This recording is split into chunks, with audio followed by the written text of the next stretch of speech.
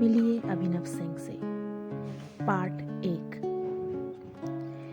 एक बड़े से आलीशान घर जिसके गेट के बाहर बड़े बड़े अक्षरों में लिखा था सिंह मैंशन में अंदर हॉल में टीवी पर एंकर की आवाज आती है। इस साल का बिजनेस ऑफ द ईयर का अवार्ड भी जाता है मिस्टर अभिनव सिंह को, एंकर टीवी पर कहता है। इस नाम के साथ ही सिंह मैंशन के बाहर एक आलीशान कार आकर रुकती है और उसमें से लगभग 27 साल का एक बेहद अट्रैक्टिव बंदा बाहर निकलता है। गोरा रंग, हल्की नीली आंखें, तरीके से सेट किए छोटे कटे काले बाल, हल्की दाढ़ी, पतले होठ, 5 फुट 9 इंच की हाइट, ब्लैक 3 पीस सूट, एक हाथ में महंगी घड़ी और दूसरे में चमचमाती ट्रॉफी लिए अंदर आता है।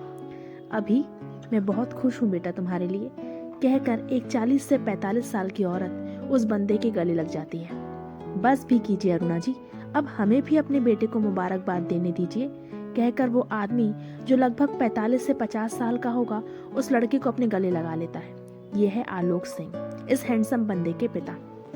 भाई मैनी मैनी कॉन्ग्रेचुलेशंस, अब पार्टी तो बनती है, कहकर एक लड़का उस हैंडसम बंदे के गले लग जाता है। यह है अविनाश सिंह, 5 फुट 8 इंच की हाइट, गोरा रंग, हल्की दाढ़ी, काले बाल, काली आंखें, कुल मिलाकर वो भी काफी हैंडसम था। बस अभी अब जल्दी से डिनर कर लो, चलो जल्दी से सब खाना खा लो, कहकर अरुणा जी खाना लगवाती हैं। सब हंसी खुशी खाना खाते हैं। हाँ, तो आप सब जानते ही होंगे कि वो हैंडसम बंदा कौन है, और अगर नहीं जानते तो कोई नहीं, मैं बताती हूँ। ये है मिस्टर अभिनव सिंह, सिंह इंटरप्राइजेस के सीईओ और इस कहानी के हीरो। स्वभाव से बहुत ही शांत है, लेकिन ऐसा नहीं है कि इन्हें गुस्सा नहीं आता। जब ये गुस्से में रहते हैं तो सामने वाले की हवा टाइट हो जाती है। एक आदर्श बेटा कहना गलत नहीं होगा। अपने परिवार के मामले में ये बहुत प्रोटेक्टिव नेचर के बन जाते हैं। सब कुछ है इनके पास, फिर भी एक खालीपन है जो ये आज तक भरने की कोशिश करते हैं, मगर अफसोस हर बार नाकामयाब ही रहते हैं। खाने के बाद सब सोफे पर आकर बैठते हैं और अभिनव से आज के बारे में बात करते हैं। अभी आज के अवार्ड फंक्शन से तुम खुश नहीं हो क्या बेटा? आलोक जी अभिनव को देखकर कहते हैं। नहीं डैड, ऐसा कुछ नहीं है, बस अभी आपकी इस कंपनी को और आगे ले जाना है। अभिनव कहता है। ले जाना अभी, लेकिन अब पहले मुझे अपनी बहू घर लाने दे। बता कोई पसंद है तुझे, मैं उससे तेरी शादी करा दूंगी। अरुणा जी अभिनव को देखकर कहती है। नहीं माँ, ऐसा कुछ नहीं है, और ना ही मैं अभी कोई शादी वादी करना चाहता हूँ, प्लीज।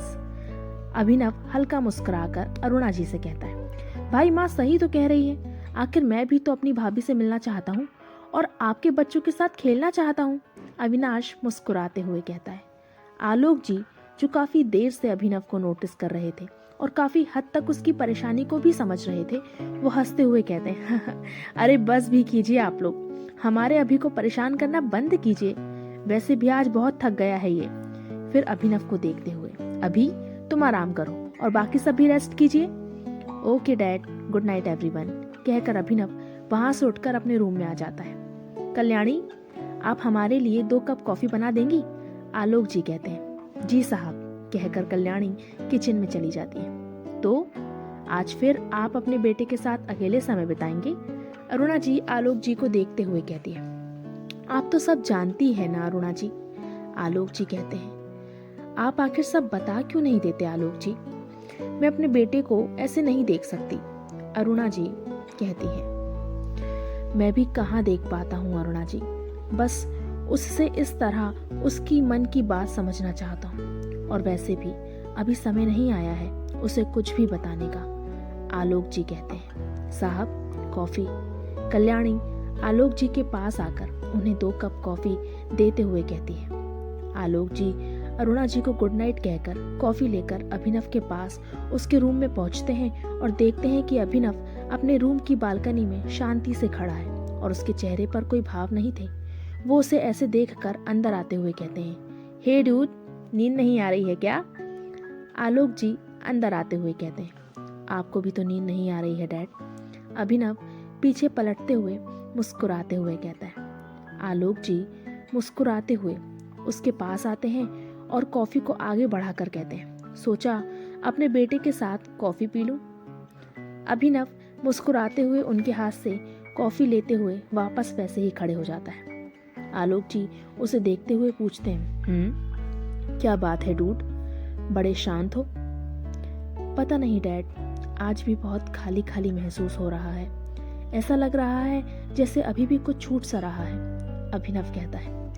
आलोक जी अभिनव की बात सुनकर थोड़े परेशान हो जाते हैं और उससे पूछते हैं, तुम खुश नहीं हो क्या बेटा? खुश हूँ डैड, बट दिल में वो खुशी महसूस नहीं हो रही है। कुछ समझ नहीं आ रहा है क्या हो रहा है मेरे साथ, अभिनव कहता है। आलोक जी अभिनव के कंधे पर हाथ रखकर सिर्फ इतना ही कहते हैं, एक न एक दिन वो खुशी तुम्हें ज़रूर महसूस होगी बेटा, बस सब्र रखो, सब ठीक होगा, देखना। अभिनव मुस्कुराते हुए उनके गले लग जाता है और कहता है, मुझे इंतज़ार रहेगा डैड। आलोक जी अभिनव से अलग होकर उसे मुस्कुराते हुए गुड नाइट बोलकर चले जाते हैं। अभिनव भी अपना सर झटक कर अपने बेड पर सोने चला जाता है क्रमशः। तो ये कहानी आज यही समाप्त होती है। उम्मीद है आपको इसका पहला चैप्टर पसंद आएगा और जल्दी ही हम इसके अगले चैप्टर के साथ वापस आएंगे।